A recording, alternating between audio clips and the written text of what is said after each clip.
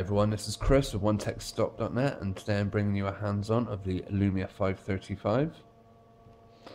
I'll give you a quick rundown of the specification. The display is 540 by 960 pixels, and that's over 5-inch diagonal. It is powered by a 1.2 gigahertz quad-core Snapdragon 200 processor, has a gigabyte of RAM. It has a rear 5 megapixel camera with single LED flash, and on the front, just there, it has another 5 megapixel front facing camera. 5 megapixels is considered relatively good for a front facer. The Lumia 535 runs on Windows Phone 8.1. The experience is, as you might expect from a Windows Phone, good. However, there have been problems with the touch screen. Its sensitivity has had quite a well-known fault. It actually seems to be working perfectly fine now that I've come to do a video on the phone, but believe me, it has been very awkward. Zooming into photographs was another thing which didn't work, but seems to be working right now, because I know an update has been rolled out to fix this, the touchscreen issues with the 535. I haven't been hugely impressed with the camera.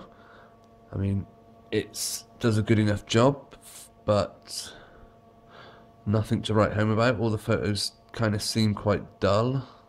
Maybe it's because it's December in England and it was the shortest day, so perhaps on a bright sunny day I can expect brighter photographs.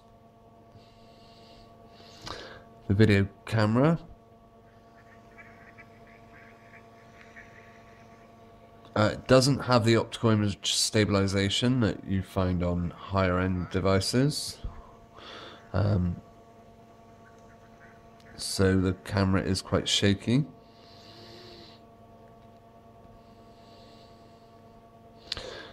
But considering it is a low-end device, I don't think you can have too many complaints on that.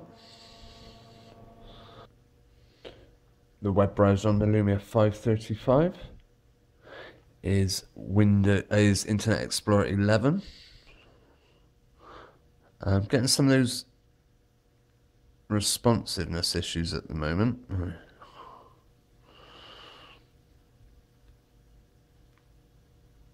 It loads up pages nice and fast. This is actually on cellular data I'm on at the moment.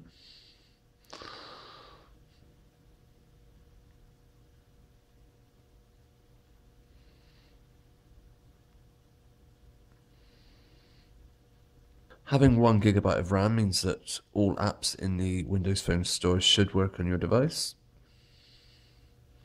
This is, as far as I know, the first Windows Phone, certainly the first Lumia device, to have a display of 540 by 960, meaning that you are left with some black bars quite often. One such place is watching videos on Metro Tube, for example. We'll go to a random one, which is hopefully in full screen, which is hopefully 16 by 9. Here you go, as you can see, we've got the Windows Phone bar down the side, we've got a black bar at the top and bottom, so we'll swipe that away, and there's a black bar that still remains. We'll try and fill up the whole screen, and really that black bar there still remains, so you may as well just have those keys up all the time.